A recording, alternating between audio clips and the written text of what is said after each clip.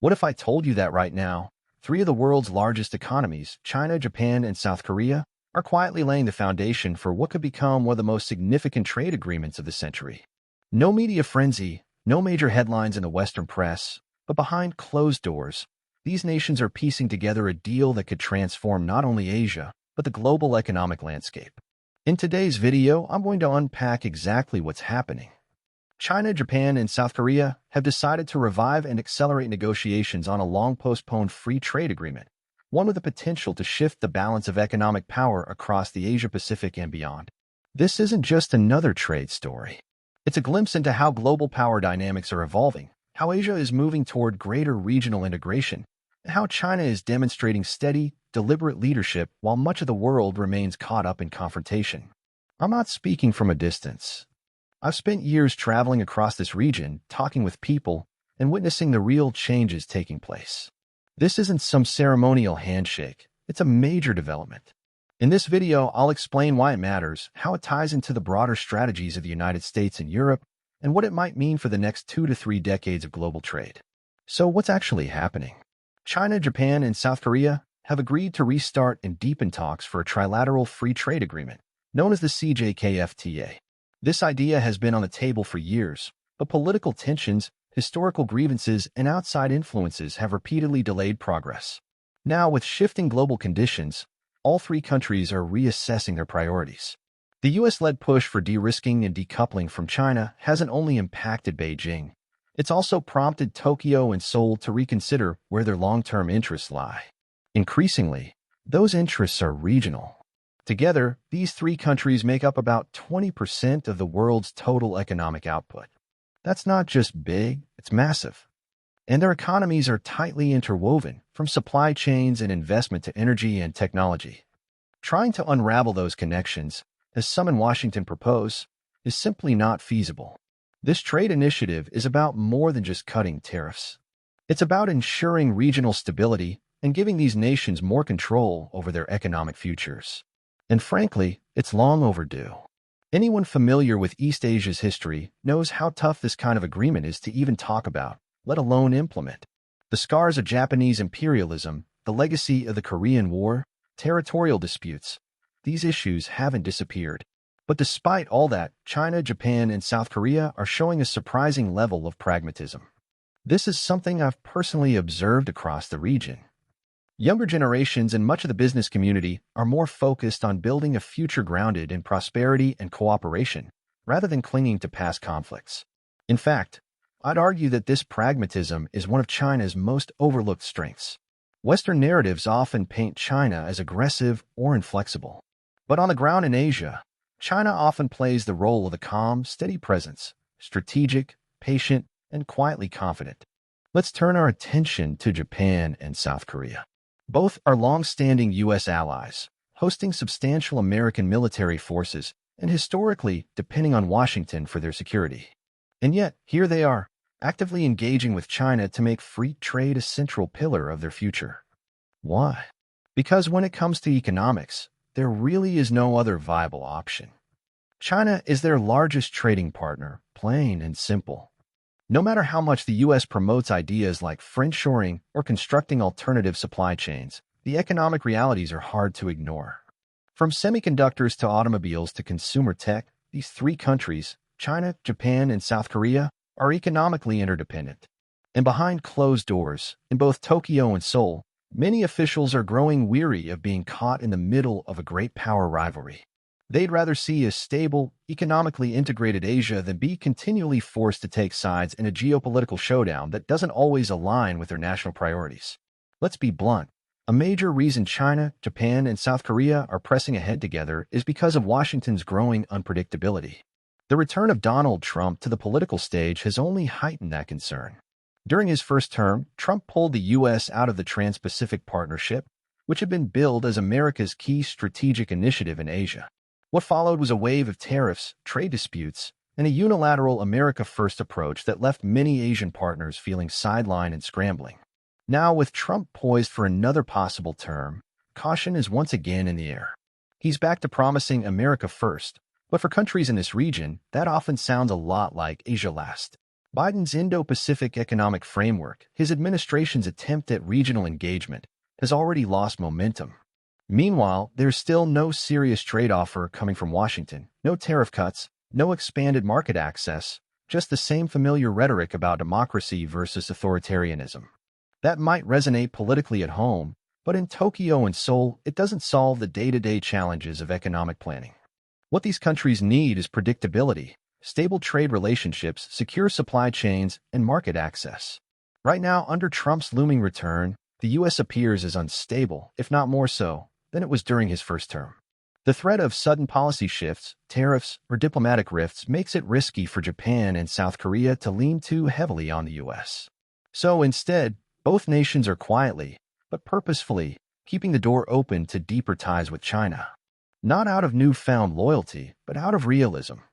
They see where the economic momentum lies, and it's toward China.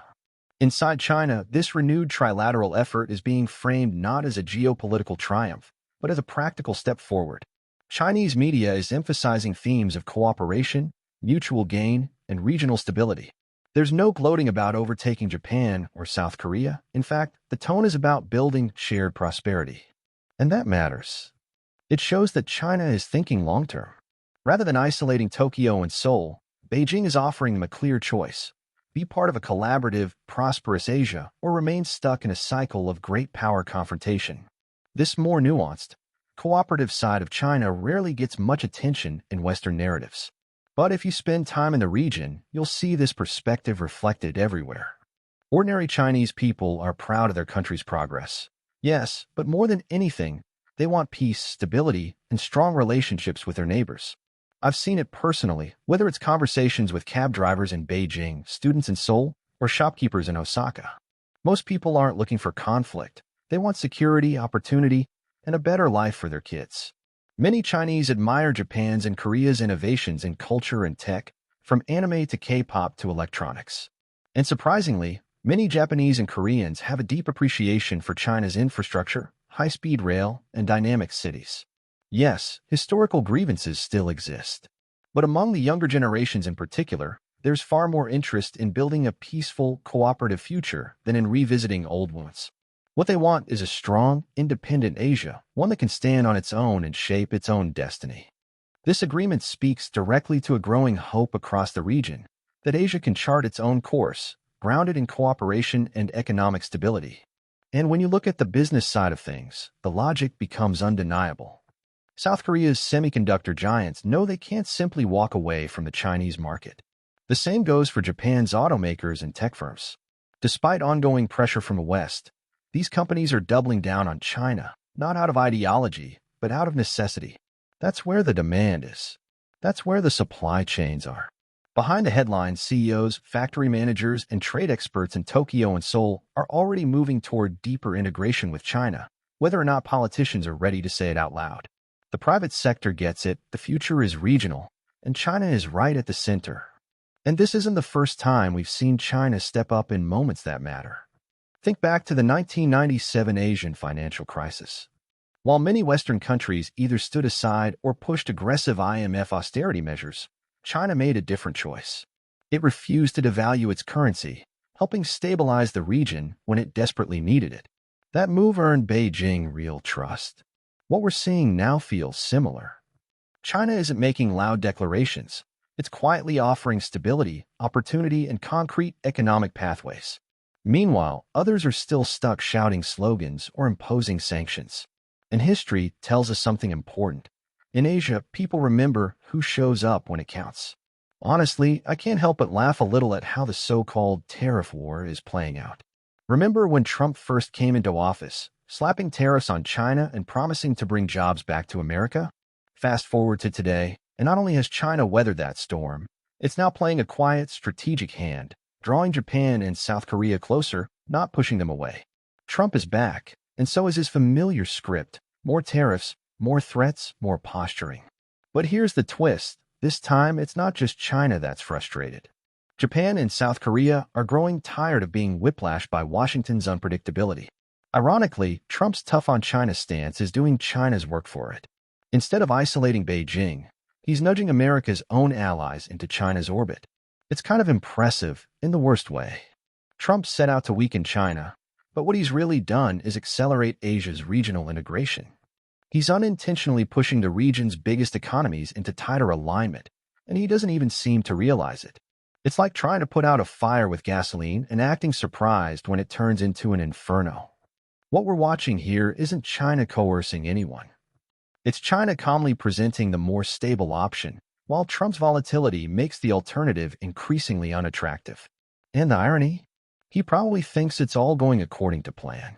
But this isn't 4D chess, it's just bad strategy wrapped in bluster. Some are even beginning to speculate that this could lay the foundation for something much larger. Not a full East Asian Union yet, but maybe the beginnings of a broader Asian community. A new framework centered on economic cooperation, digital connectivity, regional infrastructure, and financial systems independent of Western control. Between the Belt and Road Initiative, BRICS, and now deeper coordination with Japan and South Korea, China is carefully constructing an alternative, not to compete for dominance, but to ensure Asia has its own voice, its own institutions, and its own future. And honestly, when you've walked through cities like Shanghai, Seoul, and Tokyo, when you've seen the ambition, the energy, and the scale of what's happening here, it doesn't feel far-fetched. It feels inevitable. So where does that leave us? While most people are distracted by political theater and attention-grabbing headlines, the real story is happening quietly, in backrooms and boardrooms across East Asia. For me, this is a sign of maturity. It's about leaders choosing cooperation over rivalry and pragmatism over ideology. And once again, it's China showing that leadership doesn't have to come through force, it can come through example. Thanks for spending some time with me today. I've got a lot more coming up, including deep dives on BRICS, the tech war, and how these global shifts are affecting real people on the ground. If you want to understand how the world is actually changing, not just what the headlines say, stick around. I'll see you in the next one.